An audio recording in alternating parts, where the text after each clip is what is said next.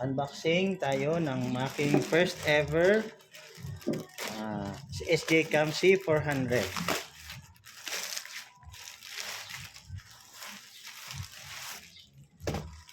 Plastic.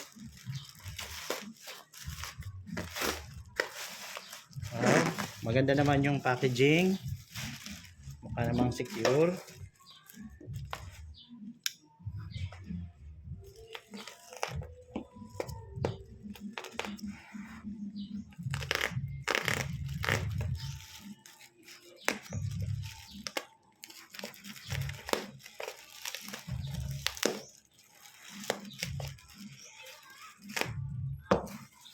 Sana gumanda ng aking mga videos. At sana maraming freebies kasama itong aking in-order sa Shopee.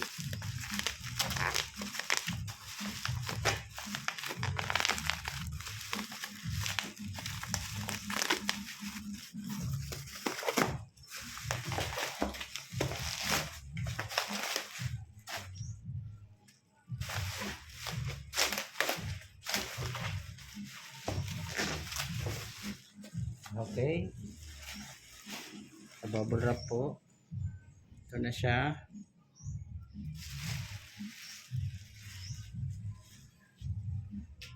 Okay. Maganda naman.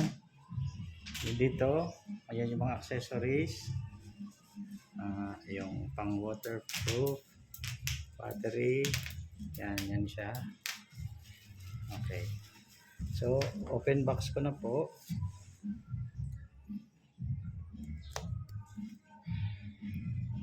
Excited na akong makita. Okay.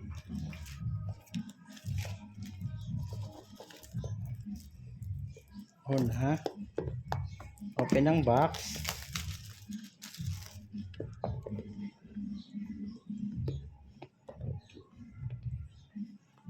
Sana mayroong lalagyan.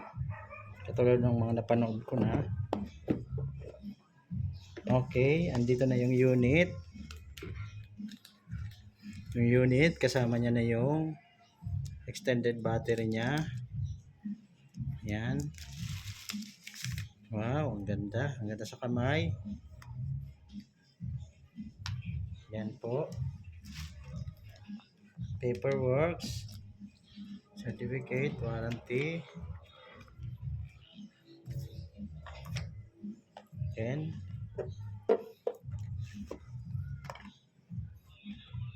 wala na. Pa yan. Ito na siguro. Okay, ito yung mga kasama pa sa isang box.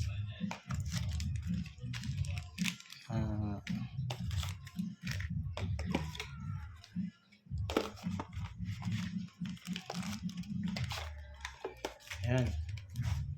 Wala na. Ito lang. Ito, ang cloth, panglinis, stickers, 3M. Ito, lanyard para sa unit. Then, yan yung dinidikit sa helmet.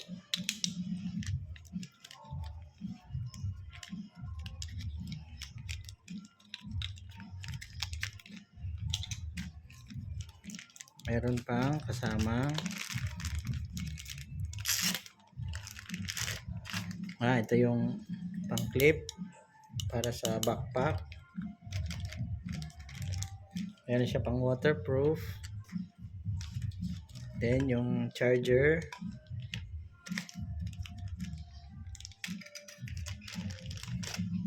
Ito yung mga pang lock para dito sa motor, magmumotor or magda-diving pala. Yan. Then ito yung nilalagyan ng unit pag tinatanggal. Yan. Lalagay mo lang siya dito. Yan. Lalagay mo na sa motor. Ano to? Yan. Meron pa siya. Last. Yun yung mga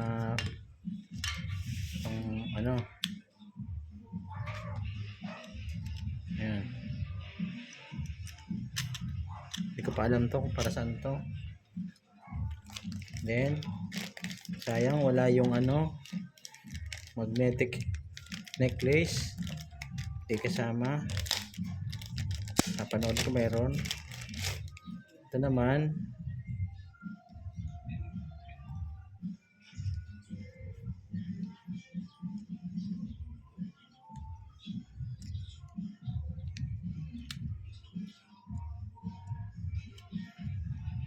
Ito yung pinaka last. So, ito pang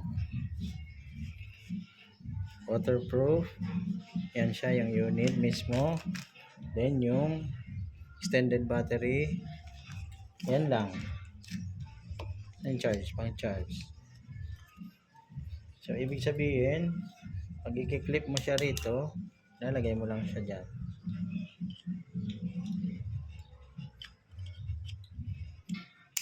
Yan. Yan na siya. Okay. Try natin i-on. Yan. For the first time, slide down from the top edge to open the control center.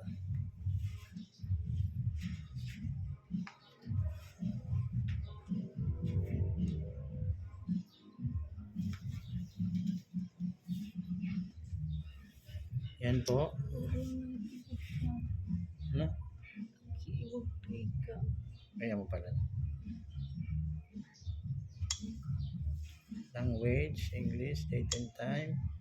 Date 26. Ito, ganito.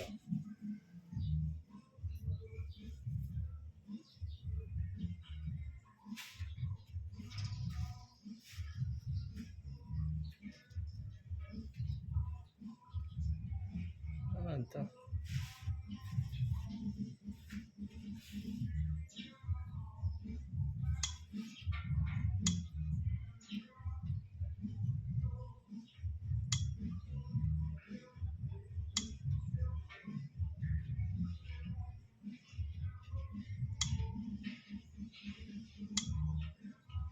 Yan po. Nakikita nyo naman.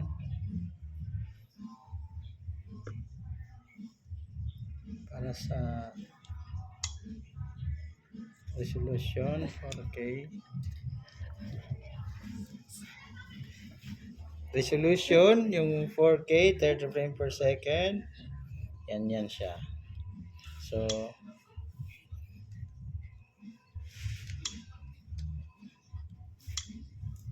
yan. Napakaliit po ng screen niya dito. Live streaming, pwede kang mag live streaming. Dashcam mode kung gagamitin mo sa kotse. Slow motion, time lapse, photo, timer photo, burst photo. Okay, yan po.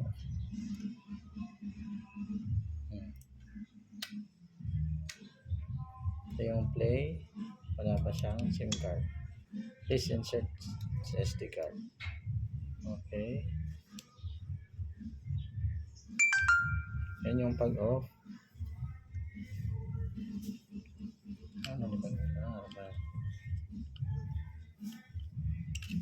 Okay. Ito naman yung extended battery niya. Ooh. I-flip mo lang to para ipasok muna natin.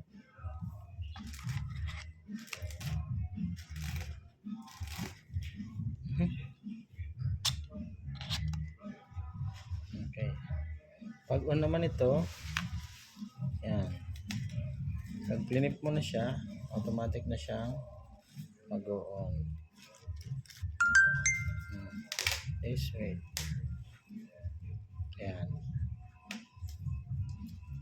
Ito naman yung Kanyang resolution, pwedeng 4K, 30 frames per 30 frames per second, or 2K, 60, 2K 30. Yan yung ating mga pagpipilian para sa kanyang resolution, hanggang 720 na may 30 frames per second. Yan, interval 5 second, video encoding, age. Yan po yung ating okay. Pag in-off mo na, binaba mo 3 seconds, 1, off na siya. Yan po. Bakit red? Bakit red? Hindi ko alam kung bakit red. Robot?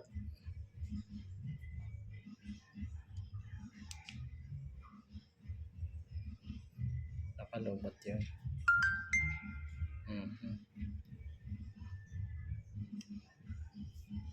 Yan.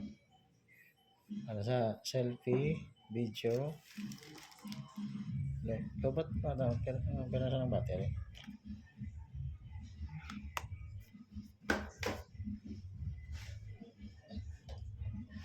Ano sa mga battery?